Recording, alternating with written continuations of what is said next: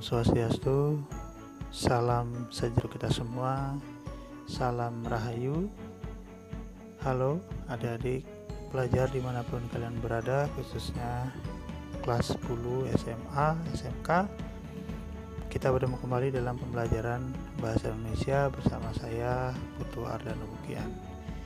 Kali ini kita bertemu dalam pembahasan teks biografi yang meliputi 3 hal yang akan kita pelajari hari ini. Yang pertama, mengidentifikasi teks biografi.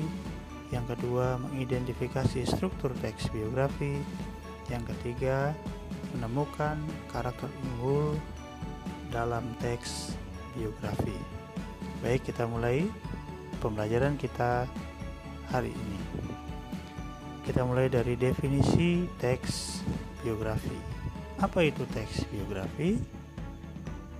Teks biografi adalah tulisan tentang seorang tokoh dengan kehidupan pribadi serta prestasi-prestasi yang ia miliki, yang diceritakan dengan gaya penulisan yang menarik. Nah, siapa tokoh yang bisa kita buatkan teks biografi? Ya, tentunya tokoh-tokoh yang berpengaruh di kehidupan kita. Kita di Indonesia misalnya ada tokoh besar seperti Bapak Presiden Soekarno, kemudian Bapak B.J. Habibie di bidang teknologi, itu tentunya sudah ada filmnya, bahkan dibuatkan biografi bersama istrinya.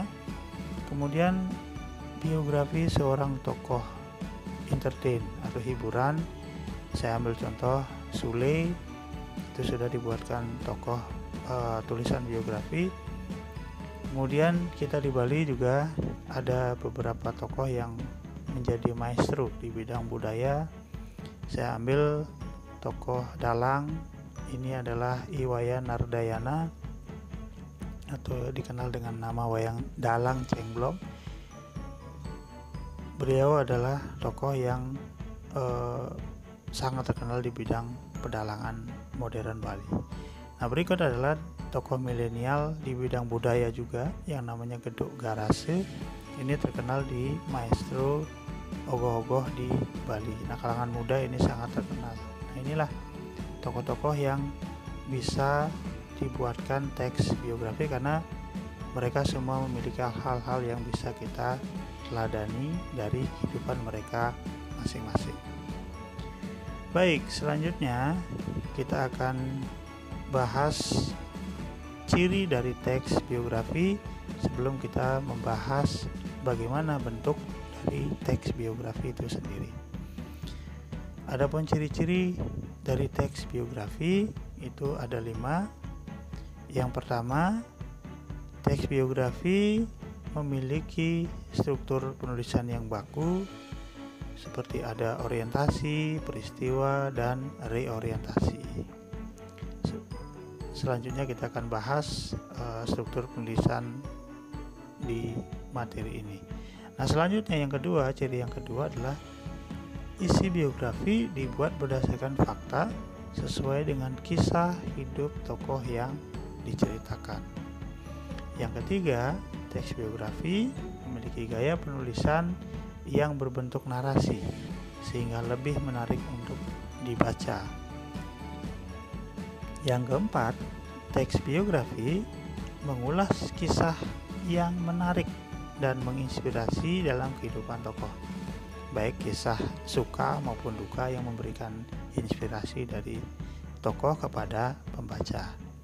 Selanjutnya yang terakhir, pada ciri teks biografi yang kelima, jadi biografi mengungkapkan pengalaman-pengalaman tokoh yang bisa memotivasi pembaca sehingga pembaca dapat meneladani kehidupan tokoh dalam biografi tersebut.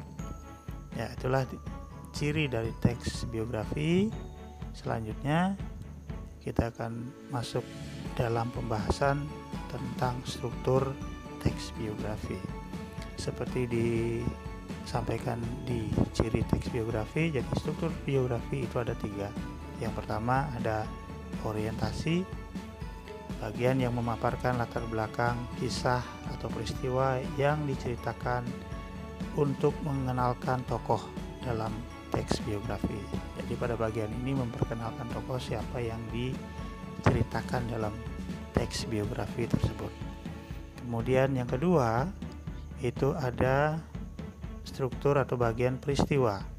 Nah, pada bagian ini memaparkan tentang rangkaian peristiwa yang dialami oleh tokoh yang diceritakan dalam teks biografi. Nah, tokoh ini bagaimana suka duka, kemudian bagaimana prestasi-prestasi yang dimiliki, keteladanan yang dimiliki oleh tokoh tersebut, itu diceritakan dalam struktur atau bagian yang kedua di teks biografi. Nah, yang ketiga itu adalah reorientasi. Nah, pada bagian ini penulis menceritakan kembali bagaimana tokoh dalam teks itu bisa diteladani atau bagaimana karakter yang bisa ditiru oleh pembaca. Selanjutnya kita akan membahas atau menganalisis tentang teks biografi. Yang pertama menentukan struktur teks, kemudian yang kedua adalah kita menganalisis, mencari kepribadian unggul dalam teks biografi. Jadi mencari kepribadian unggul tokoh tersebut. Nah, yang akan saya tampilkan di sini adalah tokoh Dalang Iwayan Nardayana. Tokoh Dalang Iwayan Nardayana ini memiliki beberapa prestasi yang bisa kita teladani. Selanjutnya, mari kita dengarkan video tentang Dalang Cengblong. Siapa yang tidak mengenal Dalang Cengblong yang bernama asli Iwayan Nardayana? Dalang Iwayan Nardayana lahir dari pasangan Ketutuwuh dan Ibu Nimade Locer pada tanggal 5 Juli tahun 1966 di Banjar Batan Yuklot, Desa Belayu, Kecamatan Marge, Kabupaten Tabanan, Bali. Terlahir dari keluarga petani dan tak punya leluhur berdarah seni mendalang wayang kulit. Namun, keuletan belajar dan kecintaan terhadap seni mengantarkannya menjadi dalang wayang kulit Bali. Kegemarannya dengan dunia wayang sejak kecil membuat Nardayana tidak pernah absen menonton wayang setiap ada pertunjukan, baik di desanya sendiri maupun di luar desa yang bisa dijangkau. Pertunjukan wayang yang paling sering ditonton adalah pertunjukan yang dilakukan oleh Dalang I Gusti Sudiarta dari Desa Kukuh dan Pan Yusa dari desanya sendiri. Dampak dari kegemarannya yang berlebihan terhadap wayang, menyebabkan nilai sekolah saat di kelas 4 SD sangat jelek. Ketika itu ayahnya menjadi marah serta membakar seluruh peralatan wayang yang dibuat dari kertas karton dan bahan lainnya. Ketika memasuki dunia remaja, ia kembali membuat wayang dan bertekad menjadi dalang dan juga membentuk seketopeng serta perkumpulan drama gong sesama temannya di kampung, namun tanpa mengabaikan dunia pendidikan. Kepiawaian mendalang berawal dari kesedihan Nardayana sekitar tahun 1989 terhadap sebagian masyarakat yang meninggalkan pertunjukan seni wayang kulit. Di umur yang masih muda, ia bertekad menghidupkan kembali kesenian wayang kulit tersebut. Ia membeli kulit sapi yang telah siap dipakai wayang seharga Rp100.000 di Desa Darmasaba, Abian Semal, Badung untuk membuat wayang. Atas bantuan sahabatnya yang bernama Madedira dari Banjar Poaya, Desa Batuan, Sukawati, Gianyar memberikan satu set perangkat pahat ukir. Nardayana membuat sejumlah tokoh wayang sampai sejumlah wayang yang siap dipentaskan.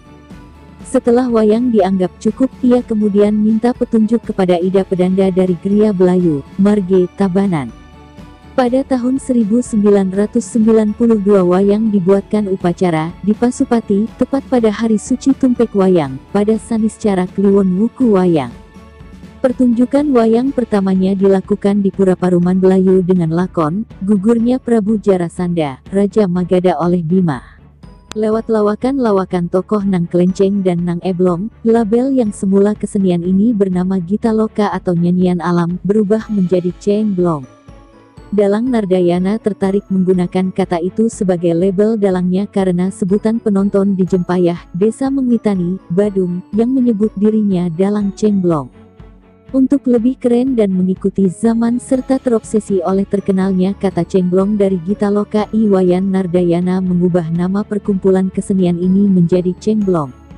Setelah menjadi dalang terkenal, ia kemudian melanjutkan studi di Perguruan Tinggi Institut Seni Indonesia Denpasar dengan mengambil jurusan pedalangan dan menyelesaikan studi tahun 2007, kemudian melanjutkan kuliahnya pada Pascasarjana di IHDN Institut Hindu Dharma Negeri, Denpasar dan menyelesaikan kuliah pada tahun 2010 dengan prestasi cum laude. Saat ini setiap pentas ia mampu pentas di lebih dari 40 lokasi dalam satu bulannya.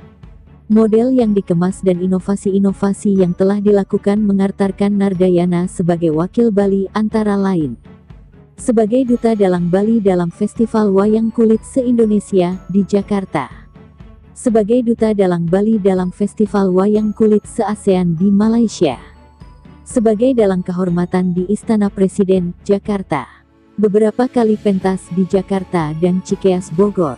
Beberapa penghargaan yang telah didapat oleh dalang Nardayana, diantaranya juara 2 pada Festival Wayang Babat dalam PKB tahun 1998, finalis Festival Drama Gong Mr. Brown Sebali, Radio Menara 105 FM pada tahun 1999, juara Harapan 1 pada Lomba Topeng Pajegan dalam PKB 24 tahun 1999. Bali Award 2007 oleh majalah Bali Aga, sebagai 10 tokoh pelestari budaya Bali. Memperoleh piagam penghargaan dari Sekretariat Nasional Pewayangan Indonesia dan Persatuan Pedalangan Indonesia, Jakarta, sebagai dalang dengan garap iringan terbaik. Piagam penghargaan Departemen Kebudayaan dan Pariwisata Direktorat Jenderal Nilai Budaya, Seni, dan Film, Jakarta, sebagai pengembang teater wayang kulit gaya Bali. Mendapat Lila Adimanta Award 2009 oleh Radar Bali Music Award. Alasan dalang Iwayan Nardayana memodernisasi pertunjukan wayang kulit itu adalah agar kesenian wayang kulit dapat mensejajarkan diri dengan kesenian lainnya dan dapat mengimbangi zaman yang terus maju. Ia sangat bersyukur dan cukup bangga apa yang dia peroleh serta optimis, karena masih ada lembaga dan seseorang yang menghargai wayang di saat kehidupan yang dikatakannya serba bisnis. Karya dalang Iwayan Nardayana bisa kita nikmati melalui media rekaman DVD, dan dapat diakses di YouTube channel yang ia miliki. Walaupun dalang Cengblong sudah terkenal, dengan rendah hati ia tetap membuka diri jika ada kritik dan saran dari para penonton, penikmat wayang, dan peneliti. Tujuannya agar pertunjukan yang telah dilakukannya ditanggapi demi kemajuan kesenian wayang Bali yang adiluhur ini. Baik, anak-anak sekalian, demikian tadi tayangan video tentang tokoh Iwayan Nardayana atau dikenal dengan nama Dalang Cengblong. Berikut kita akan ulas, kita akan analisis isi dari teks yang sudah disampaikan tadi. Kita akan menganalisis dari sisi struktur dan karakter unggul yang ada dalam teks biografi. Yang pertama kita akan lihat struktur dari teks biografi dari orientasi atau bagian awal teks biografi. Nah, di sini jelas menceritakan tentang siapa Iwayan Nardayana tersebut dan dari mana asalnya, diceritakan di tahap awal teks biografi. Kemudian yang kedua, pada garis merah ini merupakan bagian dari peristiwa atau event dalam teks biografi. Pada bagian ini menceritakan tentang bagaimana kisah Nardayana atau Dalang Cengblong itu, suka duka beliau. Nah, termasuk juga di sini ada karakter unggul yang bisa kita lihat di teks biografi. Nah, tanda kutip salah satunya bagian karakter unggul atau hal yang bisa diteladani dari tokoh. Diceritakan bagaimana keuletan dari Dalang Cengblong atau Iwayan Nardayana ini berdedikasi terhadap wayang kulit Bali. Mulai dari masa muda dia membeli, membuat wayang, kemudian sampai mementaskan di masa atau di usia yang masih sangat muda. Inilah karakter unggul yang bisa kita lihat di dalam teks biografi terkait dengan Dalang Cengblong ini. Berikutnya masih di bagian peristiwa, di sini tertulis informasi tentang bagaimana prestasi yang dimiliki oleh Dalang Cengblong, kemudian prestasi lain yang terkait dengan kegiatan dalam dunia pewayangan. Nah, bagian terakhir ini adalah bagian dari reorientasi yang menegaskan bagaimana Dalang Iwayan Nardayana menyikapi tentang kehidupan sebagai seorang dalang inovatif. Baik, anak-anak pelajar dimanapun kalian berada, demikian penjelasan tentang teks biografi pada pertemuan kita kali ini. Semoga bermanfaat. Jika ini bermanfaat, silakan klik tombol like, subscribe, dan share informasi ini untuk mendukung channel pembelajaran selanjutnya. Saya tutup dengan Paramasanti. Om Santi Santi Santi Om.